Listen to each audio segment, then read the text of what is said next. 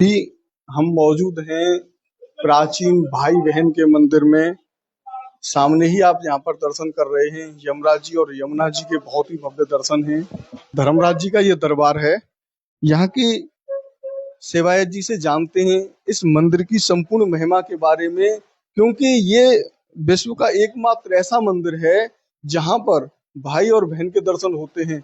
अभी आज हम आए हैं दीपावली से एक दिन बाद, लेकिन भाई दूज के दिन यहाँ पर लाखों की संख्या में भक्तजन आते हैं और इन दर्शनों का लाभ लेते हैं।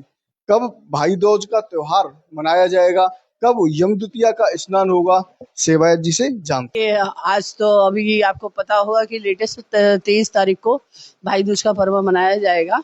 इसके लिए लाखों श्रद्धालु देश विदेश अपने भारत के अनेकों प्रांत से इस दिन भीड़ उमड़ती है, जिसमें बहन भाई हाथ पकड़ के नहाते हैं।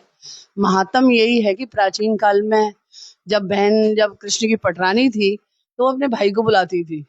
भाई उनके न्योते से यहाँ आते हैं चित्रगुप्त के साथ आते हैं, तो हमारे पृथ्वीवासियों में हलचल मच जाती है, क्योंकि यमराज जी का यहाँ आना है। हम तो उनको धर्मराज कहते हैं, क्योंकि वो कार्य ही इतना बढ़िया करके गए हैं। जो न्याय करता है उसको तो धर्मराज ही कहा जाएगा। लेकिन पब्लिक में इसका क्या होता है, जन समाज में, कि यमराज जी आए, तो यमराज किसी को बख्शते नहीं है। इनके जो मंत्री हैं चित्रगुप्त जी, वो सभी का लेखा जोखा उनकी फाइल में दर्ज रहता है।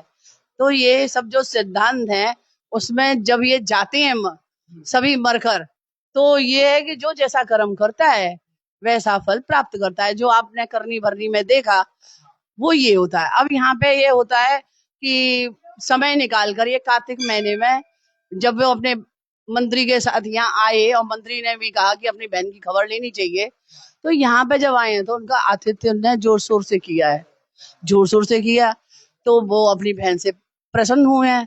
आज के जैसे डेट में हमारे तुम्हारे रुपए पैसे बहन को दिया जाता है, उस जमाने में आदमी का वचन आशीर्वाद यही होता था, वरदान होता था, या गुस्सा हो जाओ तो श्राप हो जाता था।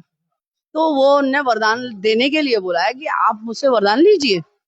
इस पर यमुना जी ने बोला है कि आप जो, मैं ऐसा है कि सब कुछ दे सकती हूँ पर आपके न्याय से नहीं बचा सकती, इसीलिए। और जो जिसे आप हम तुम हर एक व्यक्ति से कहते हैं कि आप अच्छा कार्य करिए, अच्छा कार्य करोगे तो अच्छा परिणाम मिलेगा। तो ये सभी इंसानों के लिए नहीं, देवताओं के लिए नहीं, ऋषि मुनियों के लिए नहीं कि सब अच्छे काम वो करें।